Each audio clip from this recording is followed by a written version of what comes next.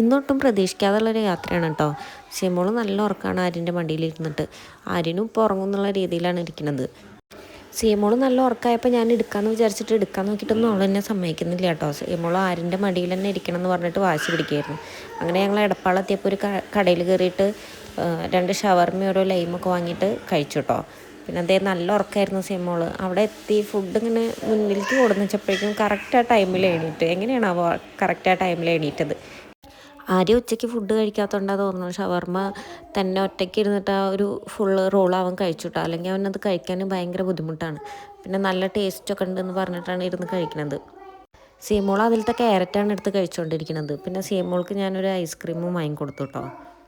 Ice cream കഴിക്കാനൊന്നും ആരും നിർബന്ധിക്കേണ്ട ആവശ്യമില്ല. പെട്ടെന്ന് വായൊക്കെ കാണിച്ചു തരും കേട്ടോ. ആര്യൻ്റെ ഷവർമ്മ കഴിക്കൽ കഴിഞ്ഞിട്ടുണ്ടായിരുന്നില്ല. ഫുഡൊക്കെ കഴിച്ച് കഴിഞ്ഞിട്ട് എനിക്ക് 1-2 സാധനങ്ങളൊക്കെ വാങ്ങാണ്ടായിരുന്നു. പക്ഷെ ഞാനതൊന്നും വാങ്ങിയില്ല കേട്ടോ. ഇവരെ 2 പേരെയും വെച്ചിട്ട് വാങ്ങൽ കുറച്ച് കഷ്ടമാണ്. അപ്പോൾ ഞാൻ വിചാരിച്ചു പിന്നെ ഒരു ദിവസം വന്നിട്ട് വാങ്ങാമെന്ന്. പിന്നെ നേരെ ബസ്സിൽ കയറി വീട്ടിലേക്ക് പോവുകയാണ്. നേരെ അമ്മയുടെ അടുത്തേക്കാണ് കേട്ടോ പോയത്. അമ്മ കടയിലായിരുന്നു. അപ്പം നേരെ കടയിലേക്ക് പോയപ്പോൾ അമ്മേനെ കണ്ടപ്പോൾ ഒരാൾ ഒളിച്ച് നിൽക്കുകയാണ് കേട്ടോ. ഒളിച്ച് നിന്നിട്ട് അവൾക്ക് ഭയങ്കര നാണം അമ്മേനെ കണ്ടപ്പോൾ. അമ്മയുടെ അടുത്തേക്ക് ചെല്ലണമൊന്നുമില്ല. അമ്മ കടയിൽ നിന്ന് പുറത്തേക്ക് ഇറങ്ങി വന്നപ്പോൾ ചെല്ലാതെ അങ്ങനെ ഒളിച്ച് നിൽക്കുകയാണ്. കടയിലെത്തിയിട്ട് മിഠായി ഒന്നുമല്ല കേട്ടോ കഴിക്കണത്. അമ്മ കടയിലിരുന്നിട്ട് പുളിങ്ങ നന്നാക്കുന്നുണ്ടായിരുന്നു. അപ്പോൾ ആ പുളിങ്ങ എടുത്തിട്ടാണ് കഴിക്കണത്. കടയിൽ കുറച്ച് നേരം ഇരുന്നിട്ട് പിന്നെ ഞാൻ അമ്മേനെയും കൂട്ടിയിട്ട് വീട്ടിലേക്ക് പോന്നു കേട്ടോ. പിന്നെ എന്താ വൈകുന്നേരം അല്ല രാത്രിയൊക്കെ ആയിരിക്കണം. ഒരു 8:30 ആയപ്പോൾ ഞാനും ചേച്ചിയും കൂടിയിട്ട് ഇവിടെ അടുത്ത് തന്നെ എന്തോ അയ്യപ്പൻ വിളക്ക് അങ്ങനെ ഉണ്ടെന്ന് പറഞ്ഞിട്ട് അത് കാണാൻ വേണ്ടിയിട്ട് പോവുകയാണ് കേട്ടോ. കുട്ടികളെയൊക്കെ വീട്ടിലാക്കിയിട്ടുണ്ട്. അമ്മ മാത്രമല്ല ചേച്ചിയുടെ അമ്മയുണ്ട് വീട്ടിൽ.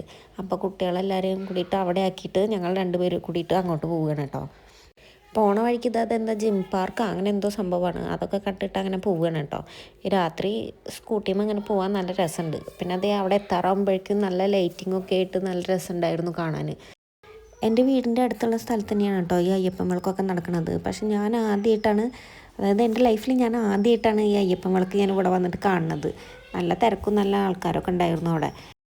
അവിടെ പുറത്ത് തന്നെ ഇങ്ങനെ ഒരു വലിയ സ്ക്രീൻ വെച്ചിട്ട് അതിലിങ്ങനെ കാണിക്കുന്നുണ്ടായിരുന്നു കേട്ടോ അതിൻ്റെ അകത്ത് എന്തൊക്കെയാണ് നടക്കണത് എന്നൊക്കെ. അതുകൊണ്ട് തന്നെ പുറത്ത് നിന്നിട്ട് നമുക്ക് കാണാൻ പറ്റുന്നുണ്ടായിരുന്നു. സ്ക്രീനിൽ കാണുന്നുണ്ടെങ്കിൽ കൂടി എന്താണ് അകത്ത് നിന്ന് നോക്കാൻ വേണ്ടിയിട്ട് ഞങ്ങൾ ആ തിരക്കിൻ്റെ ഇടയിൽ കൂടെ അങ്ങനെ പോയിട്ട് നോക്കിട്ടോ. എന്നിട്ട് പിന്നെ കുറച്ച് നേരം അതൊക്കെ നിന്ന് കണ്ട് പിന്നെ അവിടെ കുറേ കടകളൊക്കെ ഉണ്ടായിരുന്നു. അപ്പോൾ അവിടെ നിന്ന് ചേച്ചി 2-3 കമ്മലൊക്കെ വാങ്ങി പിന്നെ ഒരു ഐസ്ക്രീമൊക്കെ കഴിച്ചിട്ട് ഞങ്ങളിങ്ങോട്ട് വീട്ടിലേക്ക് തിരിച്ചു പോന്നു കേട്ടോ.